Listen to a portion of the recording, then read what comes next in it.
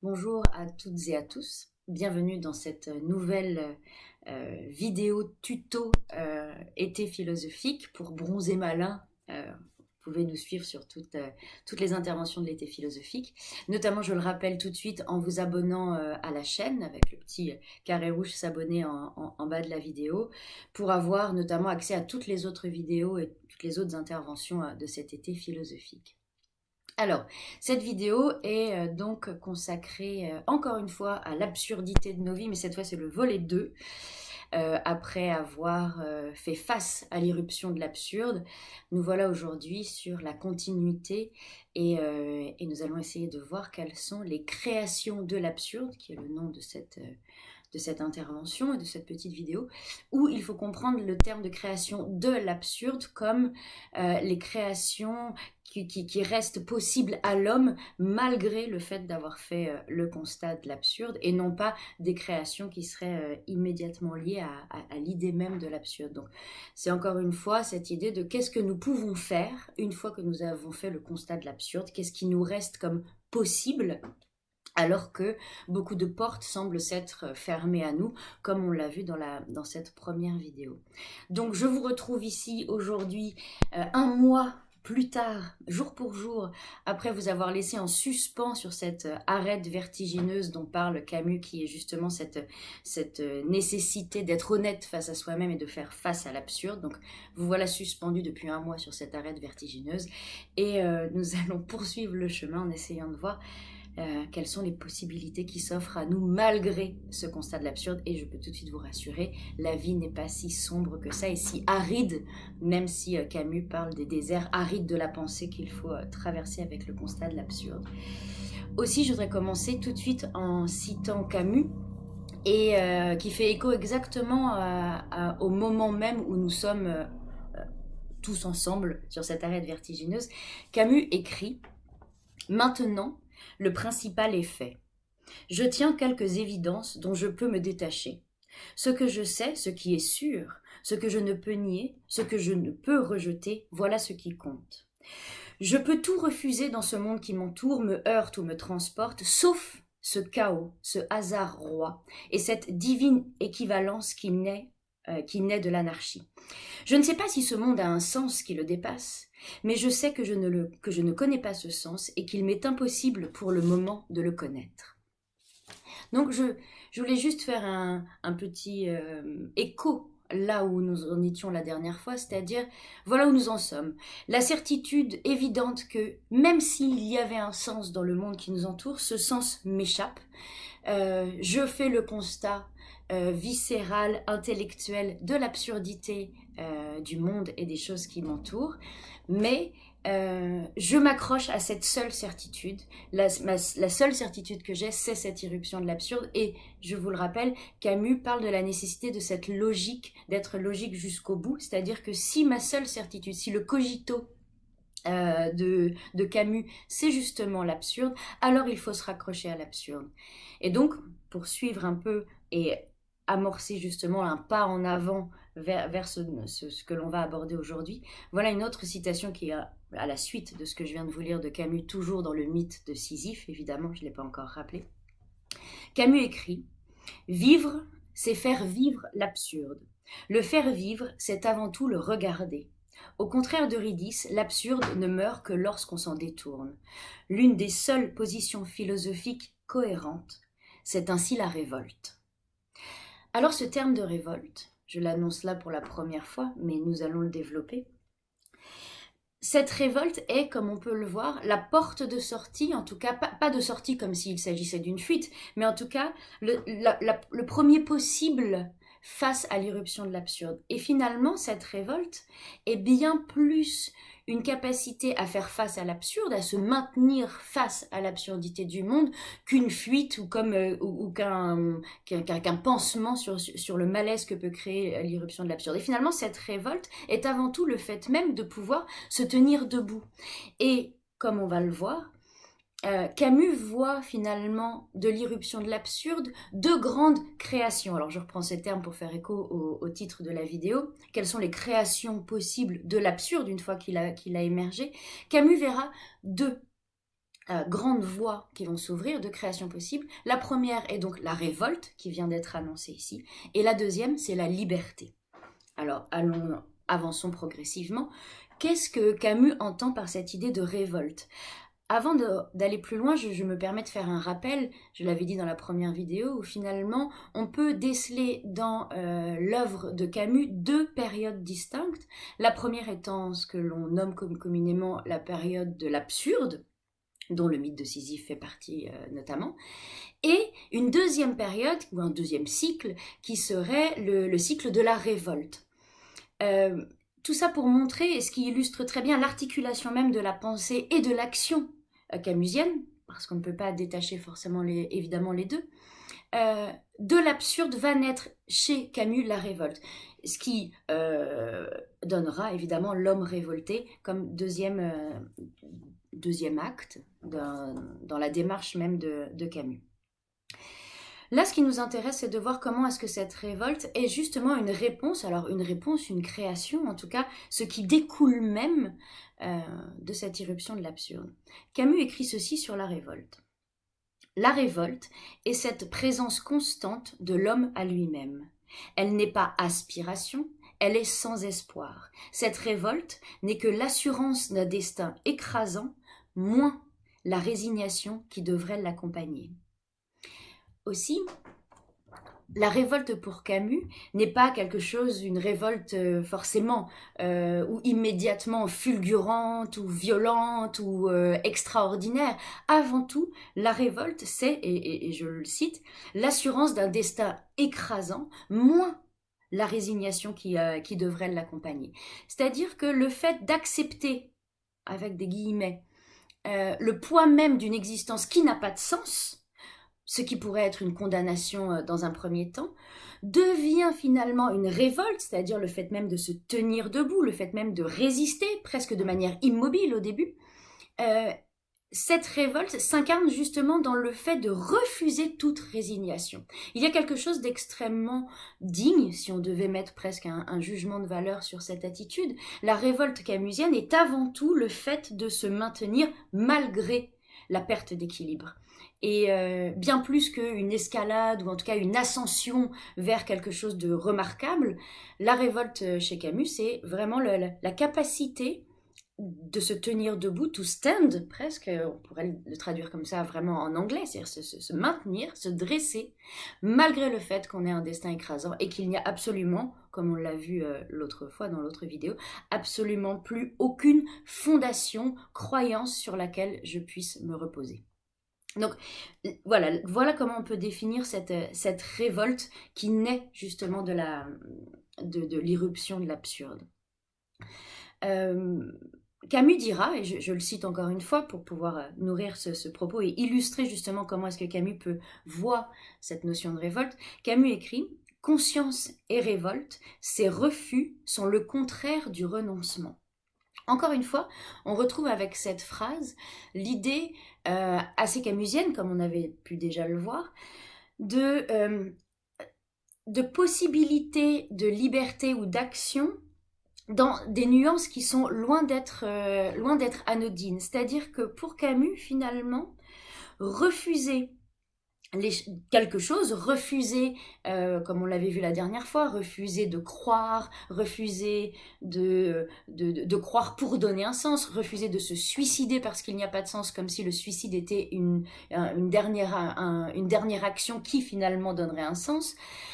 Refuser tout ça, refuser ces échappatoires, c'est quelque chose qui va basculer vers le positif. C'est quelque chose qui est loin, comme il le dit, d'être du renoncement. Et finalement, la philosophie de l'absurde chez Camus est avant tout une philosophie qui part dans un contresens. C'est-à-dire que Camus dit non là où la majorité des hommes quotidiens, sachant qu'on est tous des hommes quotidiens, mais la majorité des hommes quotidiens vont dans une direction par définition commune, l'homme absurde. Alors je le répète, l'homme absurde, c'est pas celui qui est absurde, mais c'est celui qui a justement cette conscience de l'absurde et qui va la maintenir. L'homme absurde est celui qui va à contre-courant. C'est celui qui commence justement par ce refus d'aller chercher du sens là où il n'y en a pas. Et aussi, cette révolte qui consiste à aller à contresens, qui consiste à assumer justement l'absurde, on comprend bien maintenant pourquoi est-ce qu'elle se caractérise par juste ou simplement le fait de pouvoir se maintenir. Comme un homme dans un courant ou un torrent ou une rivière de montagne où le courant est très fort, juste se maintenir debout alors que le courant vous emmène dans un sens commun, en tout cas vous emmène vers la vallée. Se maintenir, c'est vraiment faire face à une force contraire, c'est pas juste être debout lorsque tout est accueillant. Voilà pour l'idée de la révolte. Donc finalement, première création de l'absurde, qui pourtant d'un point de vue extérieur pourrait ne pas apparaître comme une grande création, c'est simplement juste le fait de se tenir debout. Or, celui qui le fait, celui qui sait qu'il se lève quand même tous les matins ou qu'il se tient debout alors qu'il a cette conscience de l'absurde, est dans cette révolte. Il est certainement beaucoup plus facile de se lever tous les matins ou le matin quand on sait qu'on le fait pour tel ou tel but. Lorsqu'on le fait avec la conscience pleine, entière et première que la vie n'a pas de sens mais qu'on se lève quand même, là on est dans cette révolte dont parle Camus. Donc voilà, première création de l'absurde, cette révolte. Il y a une deuxième création de l'absurde, une deuxième conséquence à cette irruption de l'absurde qui évidemment accompagne la révolte ou est peut-être le pas supplémentaire, en tout cas c'est celui qui fait que on va pouvoir se dégager juste de cette position statique de révolte, qui concerne la liberté. Plus que la révolte, l'irruption de l'absurde et la conscience de l'absurde va amener une nouvelle notion, une nouvelle compréhension, une nouvelle possibilité de vivre la liberté et d'éprouver sa liberté. Et donc, Camus écrit ceci. L'homme absurde, alors je le répète, l'homme absurde, celui qui a conscience de l'absurde, pas celui qui est absurde. L'homme absurde comprend que jusqu'ici, il était lié à ce postulat de liberté sur l'illusion de quoi il vivait. Dans un certain sens, cela l'entravait. Dans la mesure où il imaginait un but à sa vie, il se conformait aux exigences d'un but à atteindre et devenait esclave de sa liberté. Ainsi, l'homme absurde comprend qu'il n'était pas réellement libre. Ce qui est intéressant ici dans cette citation de Camus, c'est qu'on voit bien que l'irruption de l'absurde, plus le maintien de la prise de conscience de l'absurde, entraîne une remise en question totale, comme on l'a dit encore une fois la dernière fois, de toutes nos habitudes conceptuelles et de toutes nos représentations conceptuelles et nos représentations du monde dans lesquelles nous avons vécu avec foi et croyance jusqu'à cette irruption de l'absurde. Or, évidemment que la façon qu'on avait de se représenter notre propre liberté va évidemment basculer et changer complètement. C'est-à-dire que lorsque l'homme quotidien, celui qui n'a pas encore vécu l'irruption de l'absurde, ressenti, ou celui qui n'a pas maintenu cette conscience de l'absurde, se sent libre, lorsque l'homme quotidien se sent libre, il se sent libre lorsqu'il a un but à sa vie, de pouvoir y arriver par les moyens qu'il faudra mettre en place pour y arriver. Il pourra se sentir libre de choisir tel ou tel but dans sa vie, etc. Or, l'homme absurde, donc celui qui maintient cette conscience de l'absurde, lorsqu'il fait le constat de l'absurde, ne peut plus croire en un but de la vie, ne peut plus croire que sa vie est guidée par tel objectif ou tel objectif. Parce que sinon, comment garder un objectif alors qu'on a cette conscience de l'absurde sans tomber dans le à quoi bon, pourquoi faire ci et pourquoi pas faire cela, finalement à quoi bon choisir quelque chose si finalement rien n'a de sens. Or, encore une fois, Camus refuse la résignation, refuse le suicide, qu'il soit physique, mais aussi qu'il soit intellectuel, ou qu'il soit même un suicide de vie intellectuelle, psychique, physique, physiologique ou tout autre. Donc il va falloir retrouver une autre façon d'envisager la liberté.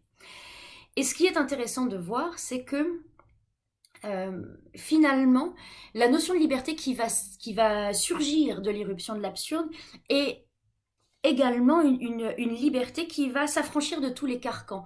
Comme l'absurde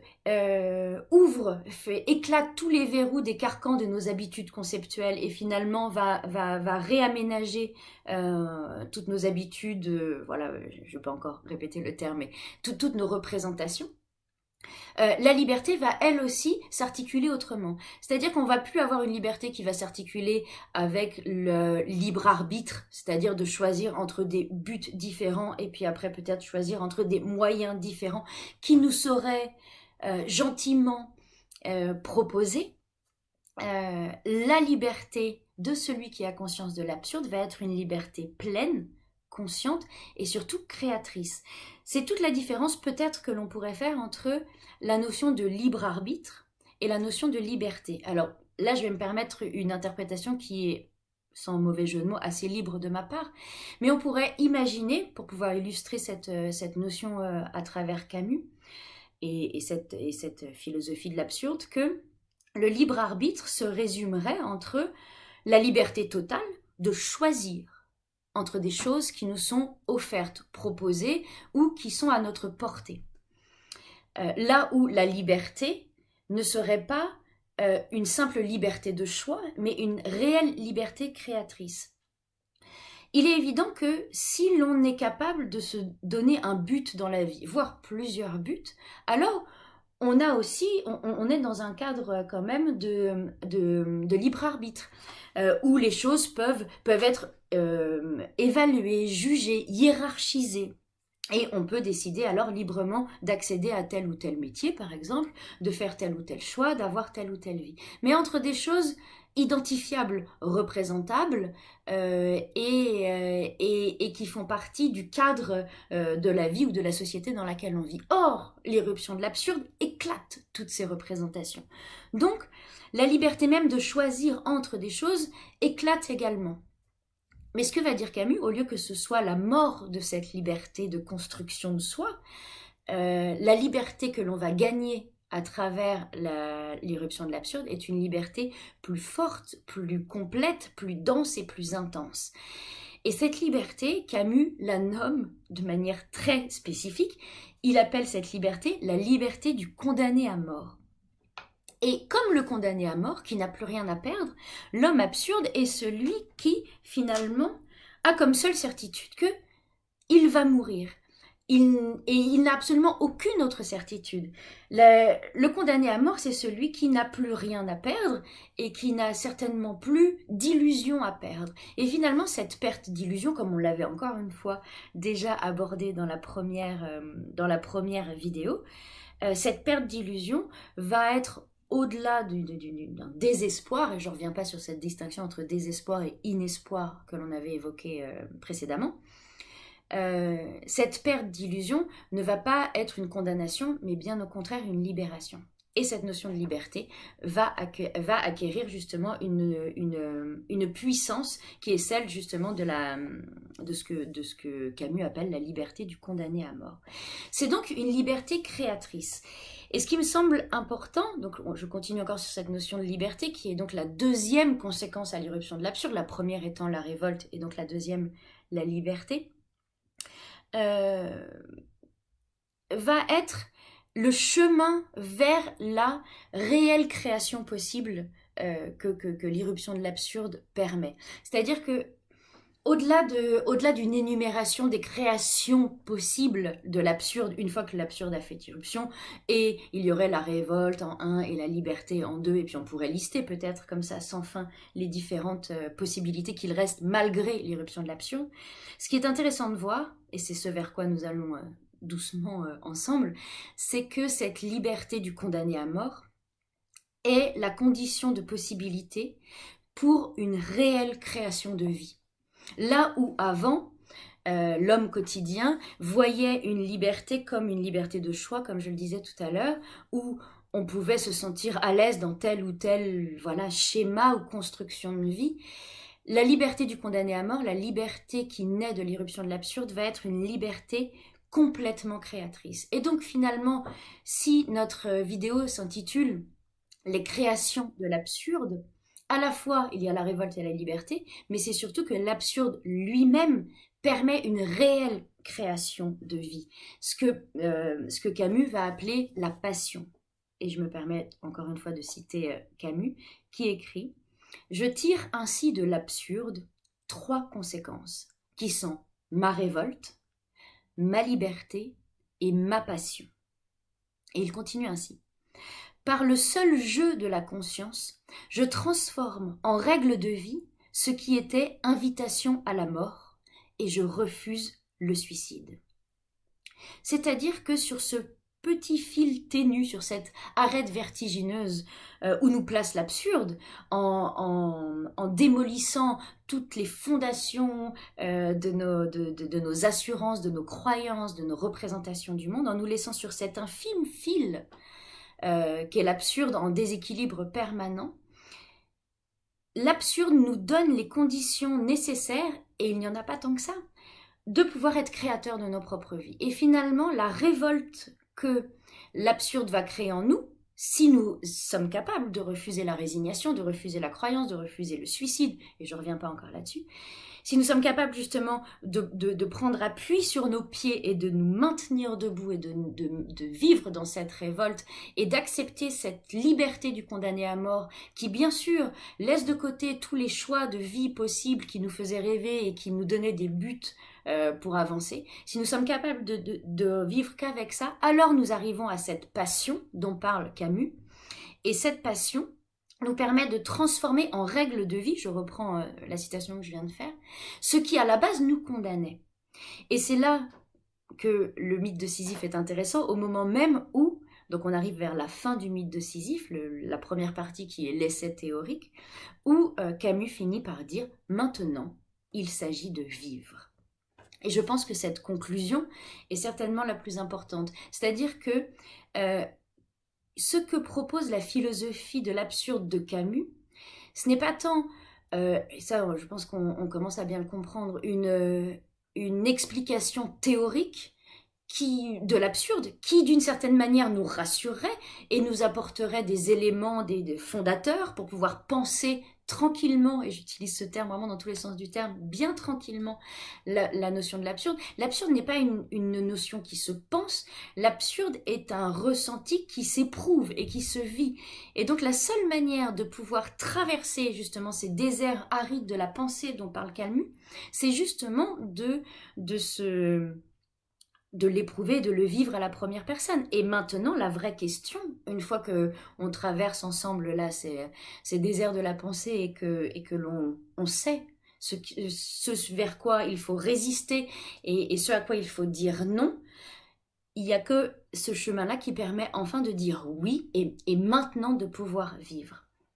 Aussi, Arnaud Corbicque, qui est un des commentateur notamment aussi de Camus, dit que justement la philosophie de Camus arrive à concilier, à joindre le non de la révolte, qu'on a pu voir au début de cette vidéo, avec le oui d'une sagesse toute humaine. Et je pense qu'il y a quelque chose de très intéressant là-dedans, et je voudrais me permettre de conclure avec une notion supplémentaire que Camus évoque lorsqu'il parle de jeu de la conscience, lorsqu'il dit, je cite, « Par le seul jeu de la conscience, je transforme en règle de vie ce qui était invitation à la mort. » Je pense que cette notion de jeu est très importante parce que c'est elle qui, et je me permets de faire une ouverture, et là je le signale, c'est-à-dire que je vais plus loin qu'une simple explication de Camus ou du mythe de Sisyphe, mais je pense que cette notion de jeu permet la bascule vers justement cette dimension créatrice que permet l'irruption de l'absurde. Le jeu permet d'imaginer la notion de liberté autrement. Et finalement, comme lorsque l'on parle de mécanisme, de jeu dans un mécanisme, vous savez, un mécanisme qui paraît être bien assemblé, bien huilé, et lorsqu'on le secoue, on entend un petit bruit. Et là, on dit, il y a du jeu. Et je pense que on peut envisager l'absurde à peu près de la même façon, comme si quelque chose qui pourrait être accablant, qui pourrait nous enfermer, qui pourrait détruire justement la liberté que l'on pensait, finalement recrée une certaine forme de liberté dans le jeu de l'interstice d'un mécanisme.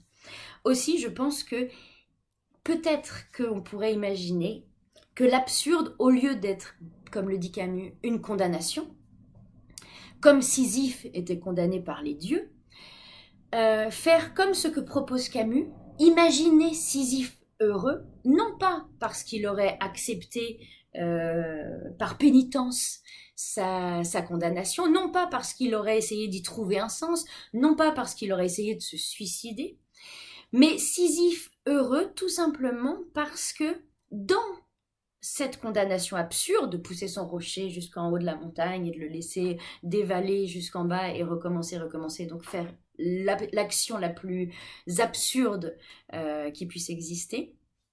Imaginez Sisyphe heureux parce que finalement il transforme cette condamnation en règle de vie et donc devient lui-même le maître du jeu de sa propre vie. Aussi, ce que je vous enjoins tous à faire, après être resté pendant 1 mois sur cette arête vertigineuse de l'absurde, ce qui je pense est déjà la meilleure des épreuves, et si vous l'avez passé, vous avez largement réussi le Koh-Lanta des philosophes, je n'ai plus qu'à vous laisser devenir chacun, individuellement, et peut-être pour vous et pour les autres, les maîtres du jeu de vos propres vies. Et de pouvoir goûter pleinement et d'éprouver cette liberté créatrice que nous apporte l'irruption de l'absurde. Aussi, je vous remercie. J'espère que vous êtes descendu de cette arête vertigineuse. En tout cas, vous avez pu vous évader, s'enfuir. Et je vous dis à très bientôt pour une prochaine vidéo pour l'été philosophique. Et je vous souhaite une excellente fin de journée. Merci. Au revoir.